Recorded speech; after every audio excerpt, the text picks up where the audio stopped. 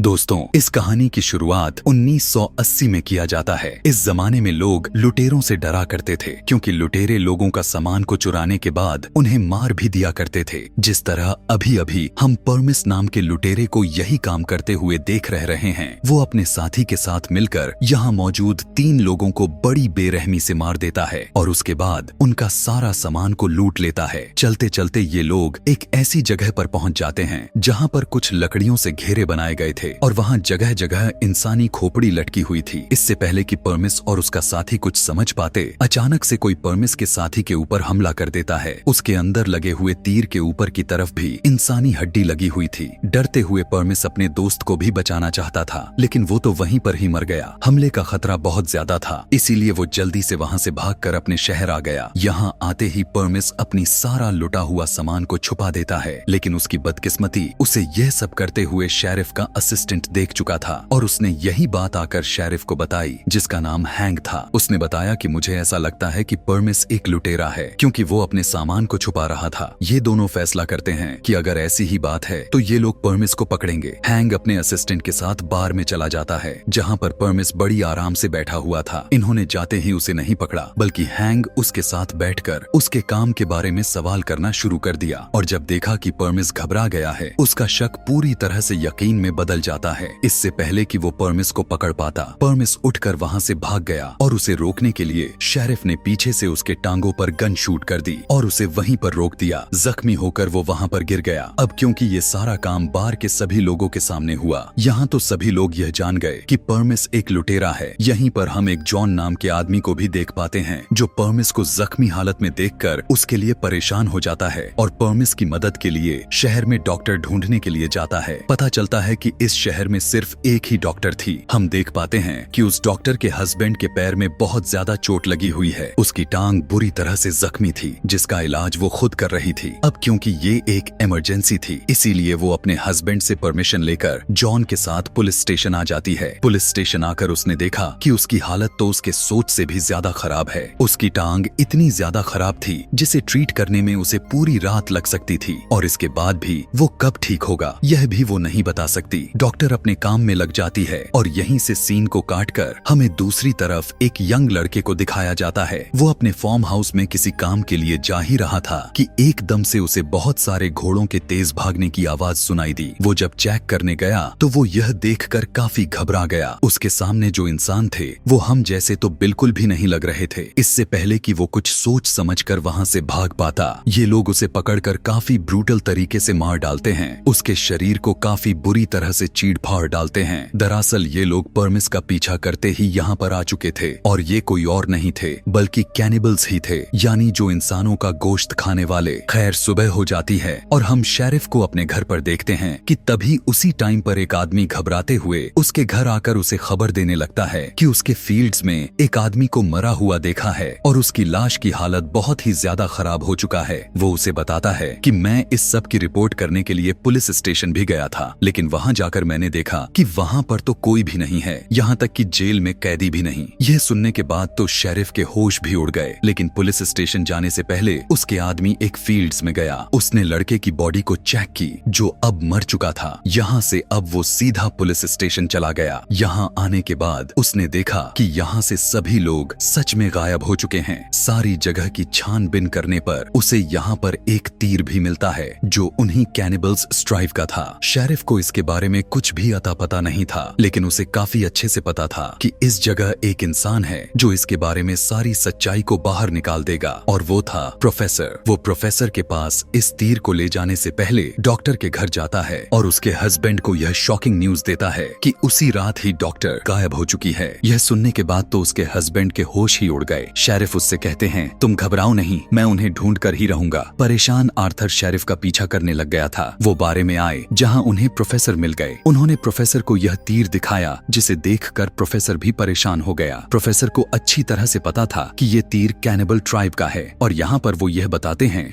वो इंसानों को ही पकड़कर मारकर खा जाते हैं। जो भी उनके पास जाता है जिंदा वापस नहीं आ पाता। और उस ट्राइब के लोग यहाँ के लोगों को अगर पकड़कर ले भी गए थे तो इसका मतलब था कि उनका पूरा टाउन ही खतरे में आ चुका है। पहले वो इन सभी लोगों को मारकर खाएंगे और उसके बाद अपने शिकार के लिए बार बार इस टाउन में आएंगे। यह सुनने के बाद सभी लोग डर गए। डॉक्टर के हस्बैंड को तो सिर्फ अपनी वाइफ की फिक्र पड़ी थी। वो किसी भी हाल में अपनी वाइफ को बचाना चाहता था, इसीलिए वो शेरिफ के साथ उसके मिशन पर चलने के लिए डिसाइड कर लेता है। जिस मिशन में ये सभी लोग टाउन के लोगों को बचाने के लिए उस ट्राइब वाले जगह पर जाने वाले थे। अपने घोड़ों पर बैठकर सभी लोग निकल लेते हैं। चलते चलते रात हो गई। ये लोग थक भी गए थे और ये सभी अब यहाँ पर सोने के लिए डिसाइड कर लेते हैं। जॉन को इस तरह से सफर करने का काफी आइडिया था। ये लोग जहाँ सो रहे थे वहाँ उसके इर्द गिर्द एक वायर लगा देते हैं ताकि अगर कोई भी उनके पास या उस वायर को लांघने की कोशिश की तो उसकी आवाज से ये लोग जाग सके। रात में ये वायर बजती तो है लेकिन वहाँ जानवर के अलावा कोई भी नहीं दिख रहा था। यहाँ तक तो इनका सफर काफी शांत रहता है और अगली सुबह ये लोग अपने सफर को दोबारा से शुरू कर देते हैं और देखने को मिलता है कि डॉक्टर का हस्बैंड जिसका टांग पहले ही खराब हो चुकी थी उसकी टांग का जख्म और भी बिगड़ने लग गया था। उसके पैर में इन्फेक्शन होने लग गए थे और उसे बहुत ज्यादा दर्द हो रहा था। शेरिफ उससे कहा भी था कि अगर तुम चाहो तो यहाँ पर अपनी सफर को रोक सकते हो, लेकिन वो रुकने को तैयार ही नहीं था और उन्हीं के साथ सफर करता रहता है। रात होने पर दोबारा से इन्हें अपना सफर यहीं कहीं रोकना पड़ जाता है। आज रात इनके साथ बहुत ही अजीब होती है। इनके सामने दो लोग आने लग जाते हैं जिन्हें हैंग अपनी गन दिखाकर कहने लगता है कि वहीं पर रुक जाओ, अगर तुम्हारे पास किसी भी तरह का हथियार है तो फौरन नीचे फेंक दो। लेकिन इन लोगों ने कहा कि नहीं, हमारे पास कोई भी हथियार नहीं है। यह कहने के बावजूद वो उनकी तरफ बढ़ते रहे। आगे बढ़ने की वजह से जॉन उन्हें शूट करके मार डालता है, बल्कि यह देखकर हैंग को गुस्सा आ गया कि उसने तो बेकसूर लोगों को मार दिया था। पर जॉन ने कहा कि हम जिस सफर पर निकले हैं हम किसी भी तरह का खतरा मोल नहीं ले सकते। कहीं ना कहीं उसका कहना ठीक भी लग रहा था। जब पास जाकर इन लोगों ने उन दो आदमियों को चेक करने की कोशिश की तो पता चला कि वो सच में लुटेरे थे और उनके पास हथियार भी थे। अगर जॉन उन्हें ना मारता तो वो इन्हें मार देते। ये लोग अब टेंशन फ्री होकर सो जाते हैं, लेकिन शायद आज इनकी किस्मत ही खराब हो चुकी है।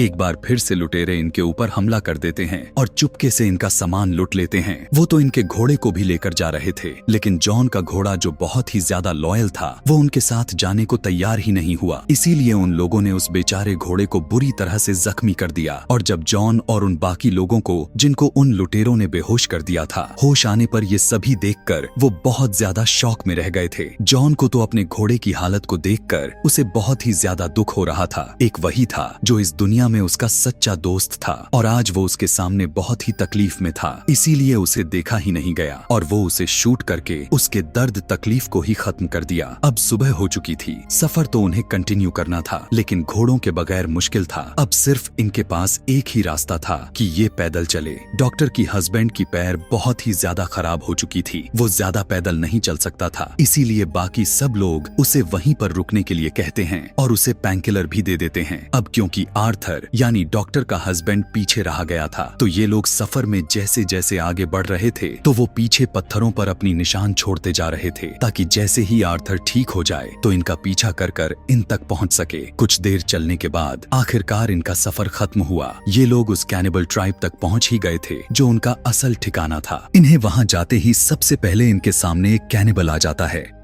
जिसे हैंग अपनी बंदूक से शूट करके उसे मार डालता है। गोली की आवाज को सुनकर और भी कैनिबल्स उसके तरफ आ जाते हैं और अपने अजीबोगरीब हथियारों से इनके ऊपर हमला करना शुरू कर देते हैं। इन अजीब हथियार के साथ तो उन लोगों को सही से लड़ना भी नहीं आ रहा था। यहाँ पर जॉन बहुत ही ज्यादा जख्मी हो चुका था। जॉन की हालात अब ऐसी नहीं रही थी कि वो इनसे लड़ सके, इसीलिए शेरिफ और उनका साथी जॉन को वहाँ पर छोड़कर और उसकी सुरक्षा के लिए उसे एक गन भी दे देते हैं। देखने को मिलता है कि जॉन बहुत ज्यादा बहादुर था। अपने मरने से पहले भी उसने अपने सामने आने वाले 3 कैनिबल्स को शूट करके मार डाला और आखिर में फिर वो खुद भी मर गया। यहाँ शेरिफ और उसका साथी जो चालाकी से कैनिबल ट्राइब जो केव के अंदर जाने वाले थे वो उन्हीं के हाथों पकड़े गए। वो उन दोनों को ले जाकर एक जेल में बंद कर देते हैं जहाँ सामने वाले जेल में बाकी लोग भी कैद थे, लेकिन ये लोग सिर्फ 2 ही थे। शेरिफ पूछने लगता है कि परमिस कहाँ है, तो डॉक्टर ने बताया उसे तो ये कैनिबल्स मारकर खा चुके हैं और अब बस हम 2 दो ही हैं जो बचे हुए हैं। यह बात सुनकर शेरिफ और उसके साथी दोनों घबरा गए। इतनी ही देर में यहाँ पर एक कैनिबल आया और अपनी अजीब सी सीटी से उसने यहाँ सभी को बुला लिया, जिसके बाद उसने एक आदमी को जेल से बाहर निकाला और उसके कपड़े उतारे और दो और कैनिबल्स उसकी दोनों टांगों को पकड़कर काफी बेदर्दी से बीच से ही चीर फाड़ दिया। इस भयानक मंजर को देखकर ये लोग घबरा जाते हैं। इन्हें कुछ भी समझ में नहीं आ रहा था कि ये अब क्या करें, लेकिन फिर भी शेरिफ को उम्मीद थी कि आर्थर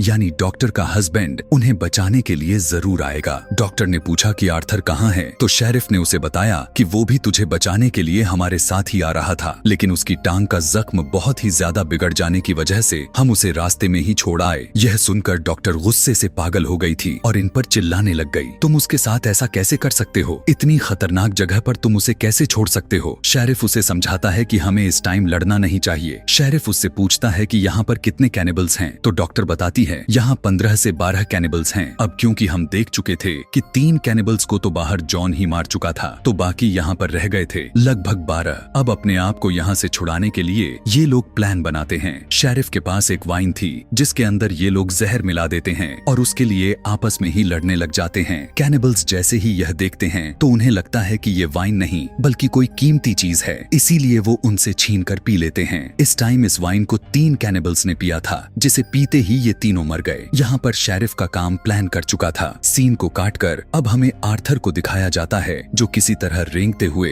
इस कैनिबल्स ट्राइब के केव की तरफ पहुंच गया था। उसे जैसे ही 2 कैनिबल्स ने देखा तो उसके ऊपर हमला करने लग गए थे, लेकिन उससे पहले ही आर्थर ने उन दोनों को शूट करके मार डाला, जिसके बाद वो घसीटते हुए इनके पास गए और उसने देखा कि उसके गले में एक अजीब सी व्हिसल थी, जिसके जरिए ये लोग अपने दूसरे साथी को बुलाते थे। वो इस आदमी की व्हिसल को खुद ही बजा देता है, जिससे और कैनिबल्स यहाँ पर आ जाते हैं और वो उसे भी शूट करके मार डालता है। यहाँ पर काफी सारे कैनिबल्स को तो आर्थर ने ही मार दिया था। अब सिर्फ 4 या 5 ही कैनिबल्स बच गए थे जिनसे इन्हें लड़ना था। अब अंदर का सीन दिखाया जाता है, जहाँ कैनिबल्स के लीडर को पता चल गया है कि शेरिफ ने गेम खेलकर चालाकी से 3 कैनिबल्स को जहरीली वाइन पिलाकर मार दिया था। वो अपना बदला लेने के लिए गुस्से में शेरिफ को बाहर निकालता है और उसके पेट में बेदर्दी से एक कट लगाते हुए वाइन की बोतल उसी के पेट में घुसा देता है। इससे पहले कि वो उसके साथ और भी कुछ बुरा करता, इन्हें बाहर से गन शॉट की आवाज सुनाई दे पड़ती है। इस गन शॉट के जरिए असल में आर्थर ने ही एक कैनिबल को मारा था। सारे कैनिबल्स यह देखने के लिए केव से बाहर निकल जाते हैं, सिवाय एक के। ये बचा हुआ कैनिबल हैंक के गर्दन के ऊपर अपना पैर रख देता है और हैंक चालाकी दिखाते हुए उसका पैर पकड़कर नीचे गिरा दिया और खुद इसके ऊपर आकर उसे मार देता है। बाहर जो कैनिबल गया था